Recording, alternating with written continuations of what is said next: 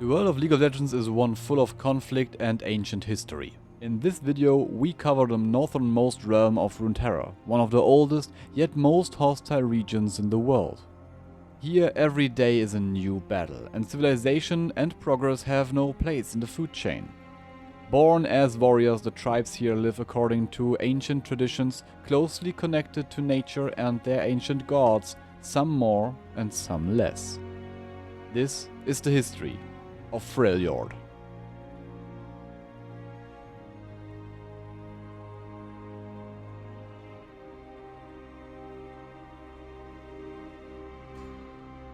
The gods of the north.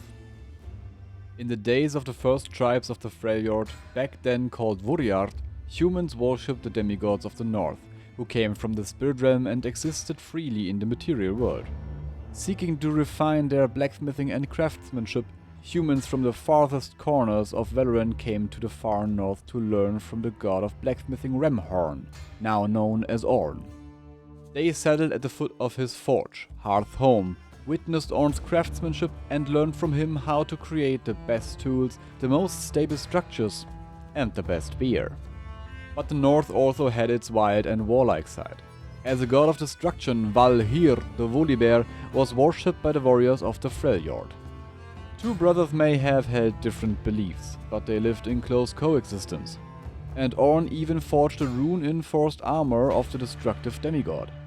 However, a portion of the ancient native people grew increasingly dissatisfied with the beliefs of the Heartblood, Ornn's followers, and thus made ever more blood sacrifices for Volibear, and just like this, his power steadily grew.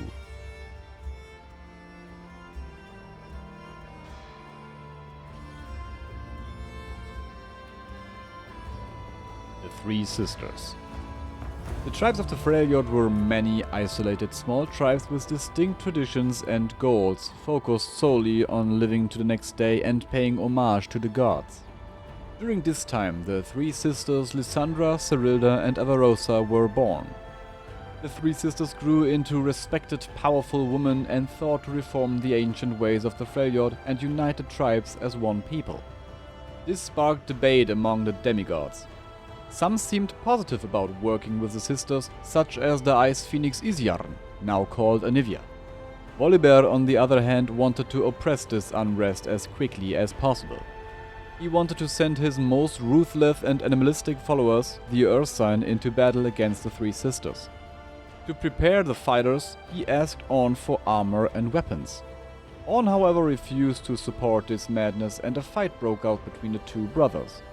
Volibear cursed Ornn, and in the process laid aside the runic armor he had forged. Driven by his pure savage nature, he unleashed his full power, and the battle between the two reached dimensions that could be seen far beyond the horizon. In their confrontation, the Heartblood were destroyed. Ornn, who was indescribably fond of his mortal followers, was horrified and withdrew to his forge, where he remains to this day. Each of the three sisters sought power in their own way to unite the Freljord. Cyrilda prayed to the celestial beings, but lost her voice to the first aspect of twilight. Avarosa found the void in her search and lost her hearing in its endless nothingness. Lissandra turned directly to Volibear, who repaid her audacity with the loss of her sight. The sisters were scarred, yet still united in their vision and unstoppable. They succeeded in uniting the races in their fight against the gods, but this unity would prove as fleeting as life itself in the harsh lands of the Freljord.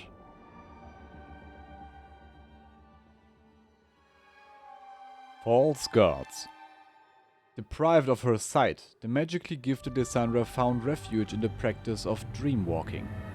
And so, in the visions of others, she encountered what had robbed Avarosa of her hearing, and saw the potential for not just an end, but eternity.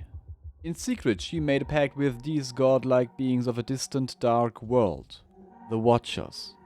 She and her sisters were to be granted near immortality, and their strongest followers would become the Iceborn, mighty warriors capable of braving even the harshest cold of the Freljord and wielding weapons made of the true ice of Anivia, something otherwise only possible for the smith of these weapons, the Yedis. In exchange, Lissandra was to prepare the world of Runeterra for the arrival of her new masters. However, Avarosa and Cyrilda saw the danger behind the promise of these powerful beings. The winds of the Freljord were growing colder and the nights darker. The idea of placing their newly united people in servitude to these unknown beings stood in clear contrast to the beliefs of the two sisters.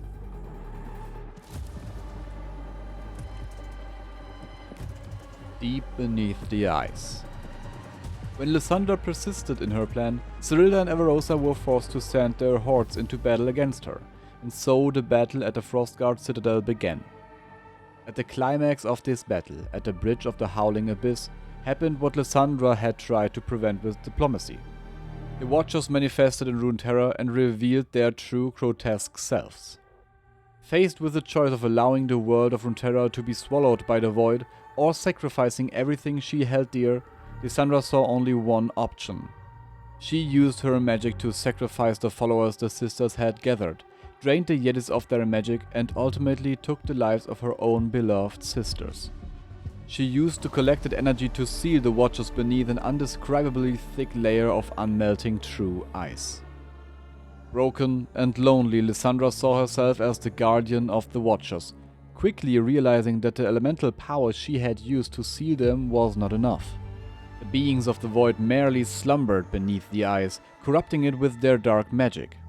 She gathered the last remnants of the Frostguard, erased nearly all traces of the events from the history books, and collected true ice and the reincarnations of the Iceborn to continually feed the protective layer above the Watchers.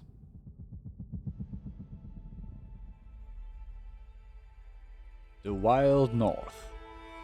Thousands of years passed after the end of the Three Sisters, and without their leadership, the Freljord once again disintegrated into an icy tundra with scattered tribes. One of these tribes are the Avarosans, now led by Ash. Wielding the bow of Avarosa, the Iceborn is considered the reincarnation of the former ruler and unites a community longing for stability and peace. To put a stop to the warlike tribes of the north, she entered a political marriage with the barbarian leader Tryndamere.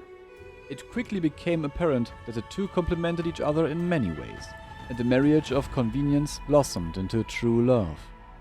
The Wintersclaw, however, are a collection of warriors and raiders. As supporter of ancient traditions, they seek strength and endurance both in the cold and in battle. Led by Sejuani, a former friend of Ash, this tribe grew to a considerable size and strength over a few years, gradually conquering the north. On their way south, they do not even stop at the mighty empires of Demacia and Noxus. The Frostguard continue to serve the Ice Witch Lysandra, who, haunted by her actions and the Watcher's nightmares, desperately tries to keep the threat from the void sealed, while keeping herself alive with the powers they have given her. But not all tribes are marked by progress and civilization. In the darkest forests and coldest caves of the Freljord, the following of the Ursine grows considerably. Shamans and shapeshifters surrender to the Volibear to the point of complete devotion, mutating into terrifying bloodthirsty beings, and with them the demigod's power grows.